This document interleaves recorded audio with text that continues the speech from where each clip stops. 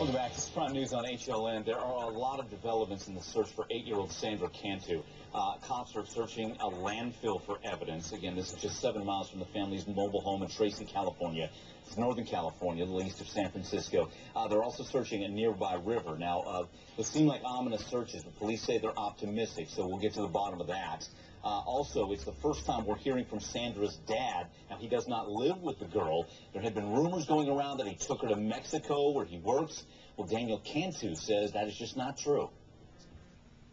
Don't believe everything you hear, especially from an unreliable source. That's about the wisest thing I'm going to tell you. Just have to find this missing girl. We want to hear from you, your comments and questions. Give us a call, 1-877-TEL-HLN. Joining us once again, Andy Chavez, Sandra's aunt. Angie, good to have you back. Also with us, Eric Firpo, city editor for the Tracy Free Press. Eric's been following this one since day one. And we're also joined by Michelle Sagona, correspondent from America's Most Wanted. All right.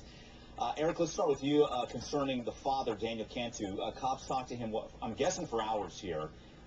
Has he been cleared? What do we know?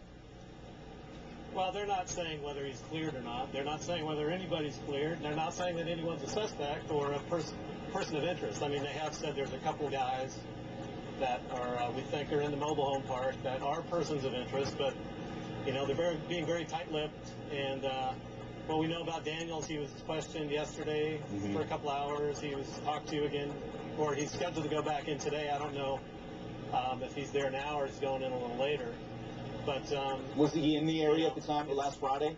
Eric, do we know? We don't think so. You know, I don't know. I don't think he was, but we're not really sure. We tried to call his employer today, and they didn't want to say anything. So he works at a meat packing plant, actually in Southern California. It's in the desert east of San Diego, and he actually lives in Mexicali. So I had it backwards yesterday. Gotcha. He lives in Mexico, works in the U.S. Okay, gotcha. But, you know, he hasn't really been in the girl's life much. Okay, yeah, let's talk. He said he saw her a year ago. Okay, Angie, what can you tell us about Daniel Cantu's involvement with Sandra? Has he been involved in her life much? I've known Sandra since she was 2 years old, and I haven't known him to be around in that time period. I can't say whether or not he was in her life before then. Okay, so not much in the last 6 years anyway.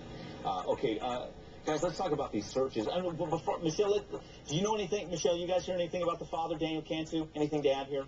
No, all that investigators have told me so far is that he really hasn't been involved in her life. Okay. You know, that she was obviously living with her mom and with her grandparents and her other siblings inside the mobile home park at this time. But he is there, you know, he is on location and he is cooperating. Okay. Let's get to the searches. Again, as I mentioned, police talking about, and they are ominous to hear searches in the landfill, in water. Angie, what are the authorities telling you about these searches?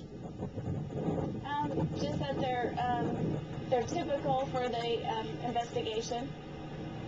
Okay, typical. Michelle, you concur with that in cases like this, that searches, you covering all your bases? Is that what we have here?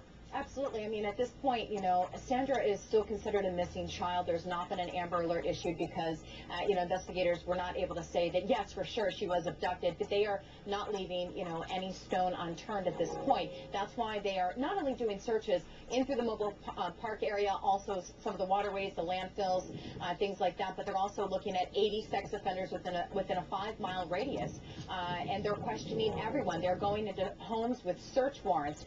There are 97 mobile homes within this small community. There's one way in, there's one way out. So, you know, someone had to have seen something. Either she walked away or if she was taken. You know, we just don't know at this time. Yeah. Okay, guys. Hold tight. More coming up after the break. Want to hear from you. We'll take your calls at 1-877-TEL-HLN if you have questions. And we're going to talk about what Eric had mentioned, 2 persons of interest in this case. We'll delve in further on that coming up.